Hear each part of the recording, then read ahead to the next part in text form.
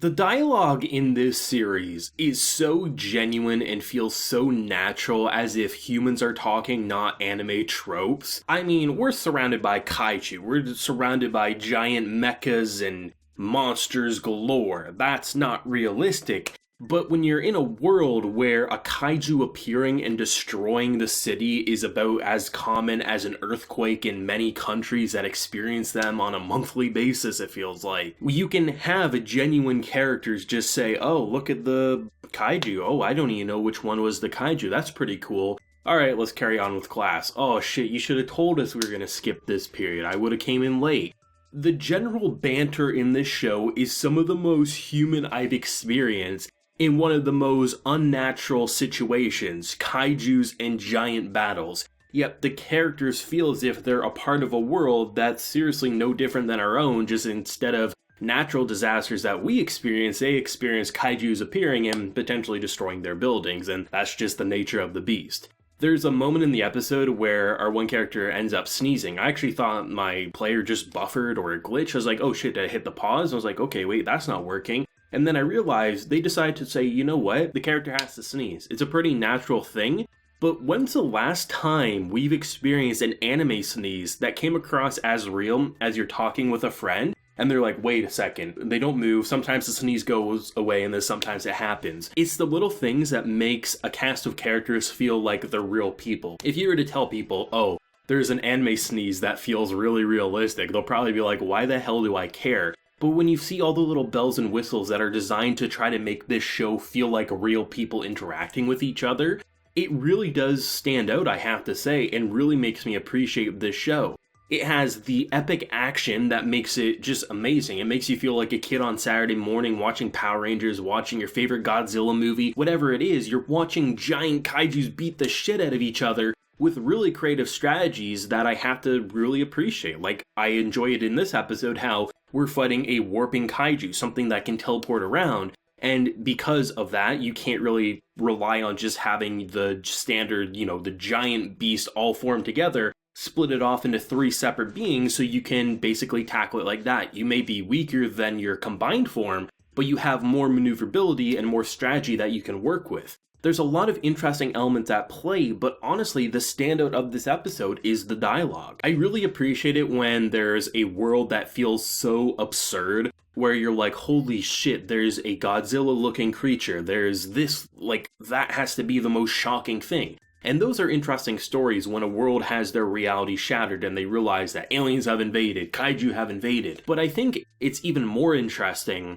when you have a world that's already accepted that's part of their reality. That's why in shows like Fire Force or things like that, where you can just have characters randomly spontaneously combust into flames and turn into what's known as infernos. Here, giant monsters can appear, and it may suck, it may look cool, but that's just the nature of the beast. When they first, finish up this battle, we start the episode off and they all kind of part ways. It's pretty nonchalant casual. Oh, that's kind of cool, I guess we're a kaiju user. Oh, what's this? Alright, I guess we'll see you tomorrow. You're probably thinking initially, what in the hell? Why are they so casual about that? But then you see the next day at school, they're all watching on their phones and be like, oh, that's pretty cool. This isn't their first rodeo. They know what to experience in their world. And there's a moment towards the end of the episode when they're fighting the warping kaiju. There's just people on the bus looking. They're fearful, but it's not like the end of the world fearful. It's like, oh shit, we could easily die if they step on us. But it's not like this isn't something we haven't experienced before. Just maybe this is the closest we've been to it. It's so interesting watching a show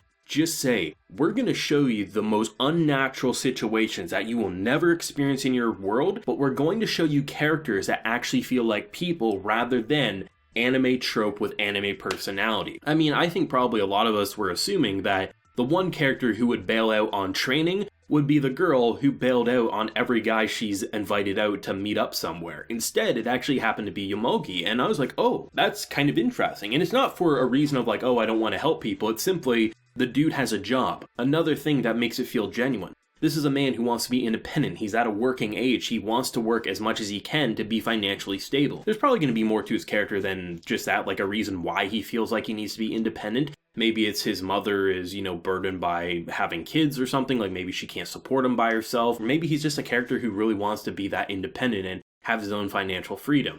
But the idea of him not wanting to go to this training, it makes total sense. And when he gets roped back into it, I love how rather than just saying because he's a chosen one, because he's someone who is fighting the great threat, he hasn't been to training, he has no idea what to do. The first episode, we have this man, this energetic bastard who I love unconditionally. I think he is an incredible character. Gamma is without a doubt probably one of the most entertaining personalities in a show like this.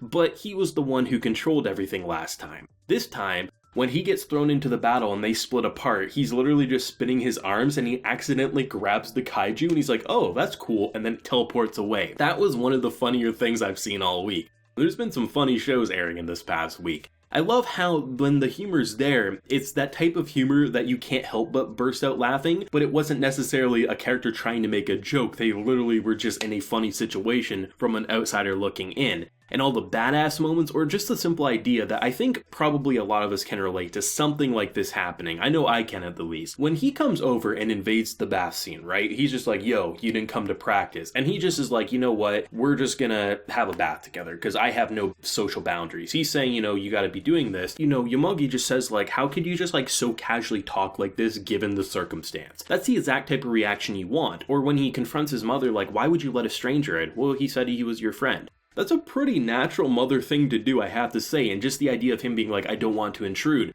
ends up eating dinner. Oh, I couldn't intrude even though you're inviting me to sleep over. He passes out in his bedroom. It just feels like this is how humans should interact, the good and the bad, and surrounding it by such a supernatural phenomenon, that's like the best thing ever to me. This is a show that probably won't get the same type of buzz as a lot of the big heavy hitters of the season, but I think given Gridman's success a few years back, I also don't think it will be a completely slept on series. It'll just be that kind of nice middle ground where it has a dedicated fan base, and I think depending on where the story and characters go later on, it could potentially explode even more, maybe by the midway point. But I don't expect this to be like the biggest explosive hit, despite me thinking it's pure quality and fire through and through. The opening song was insane. I absolutely loved it. I think it's just like so great how it gets you just as excited to watch literally characters sitting around talking realistically as you are excited to watch them beat the shit out of giant monsters. And then with the ending song just kind of tying it together with that nice little bow, it just feels like there's a lot of potential with the individual character stories, but especially just their day-to-day interactions. I can honestly say there has yet to be a dull moment in these 2 episodes, and there's a lot of sitting around talking, debating, should we go to practice, and that could be very just repetitive, and why would you want to watch that? Here, I'm like, I want that just as much as the giant battles. That's how we know we're in for something great, and the animation is still just as stellar as ever. It feels like Trigger just continues to flex as what they're capable of, all things considered. Let me know your thoughts and feelings down below. What did you think? And what do you think about the genuine interactions between these characters? Do you agree with me that they feel like really interesting, but also really human? Or is that actually something that takes you back personally? Whatever you're feeling, of course, let me know down below. If you enjoyed the video, leave a like, show your support, and hit that subscribe button if you happen new around here. So until next time, everyone, please take care and have a good one.